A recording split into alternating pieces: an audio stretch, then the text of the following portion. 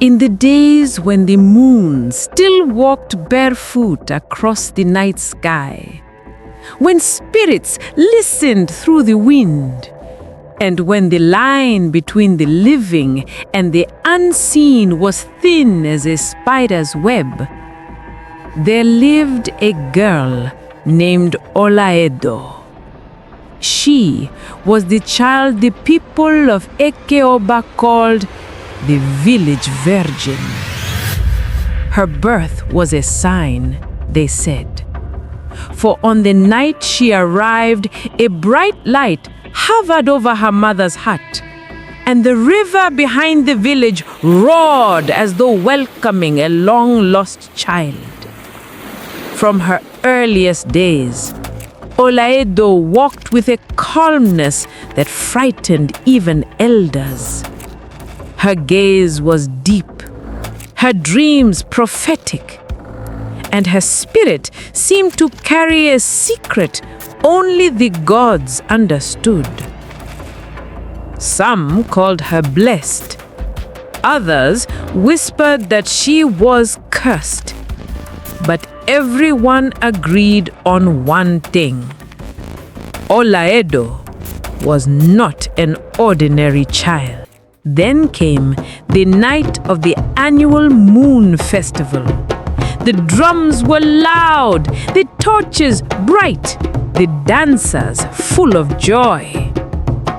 But in the middle of the celebration, the village seer, Nwokike, suddenly froze. His god fell from his hand. His eyes rolled back, and in a trembling voice, he shouted a prophecy that silenced the entire festival.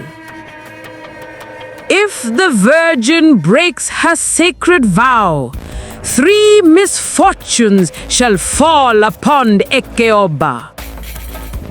The people panicked. From that night forward, the chief ordered that Olaedo be protected. Warriors stood guard at her hut. A spiritual mark was placed on her door. She became a prisoner wrapped in holiness. But destiny does not bow to the rules of men. One rainy evening, the first crack in fate appeared. A wounded traveler staggered into the village and collapsed beneath the sacred tree. His name was Obina. Against every warning, Olaedo rushed to help him. She carried him to her hut. She tended his wounds. She listened to his stories. And little by little, her heart stepped beyond the walls that had held it captive. Days passed. Feelings grew, gentle, forbidden, unstoppable. And on a stormy night filled with thunder and trembling leaves, Olaedo broke the sacred vow. The moment she did, the sky screamed, the river roared awake, and a pair of glowing eyes watched from the darkness. The curse had begun. At dawn, the first misfortune struck. Every well in the village was dry. Not a single drop of water remained. Before the villagers could recover from their shock, the second misfortune arrived. A strange fever swept through the children. Their breath grew weak, their bodies hot like fire. Fear took over the village. Eyes turned toward Olaedo. Whispers sharpened into blame. And then the river began to boil. From its depths rose a figure of pure water and ancient power, the river goddess herself. Her voice was like flowing granite as she spoke.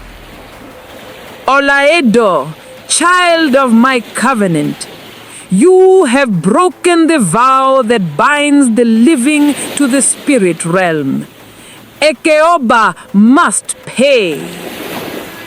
The villagers trembled. Mothers wept. Even the chief could not lift his head. But Olaedo stepped forward. Tears glistened in her eyes. If anyone must pay, she said softly, let it be me. Spare my people. The river goddess gazed at her with centuries of sorrow. Obina rushed toward them. Take me instead, he cried. It was my fault. I am the cause. But the goddess shook her head. Love, she said, is never the cause, only destiny. She touched Olaedo's forehead. A burst of blinding light filled the river bank. The villagers shielded their eyes. Obina screamed her name. And when the light faded, Olaedo was gone. The river calmed. The children healed. The wells filled again. Peace returned to Ekeoba. But the village had lost its shining daughter. To this day, the people say that Olaedo did not die. She became a guardian spirit of the river, a whisper in the reeds, a glow on the water at dawn, a protector of travelers and children. Every year, the villagers gather at the river to honor her, and parents tell their daughters. The village virgin's curse is not in breaking rules, but in forgetting that every gift, every blessing comes with a price.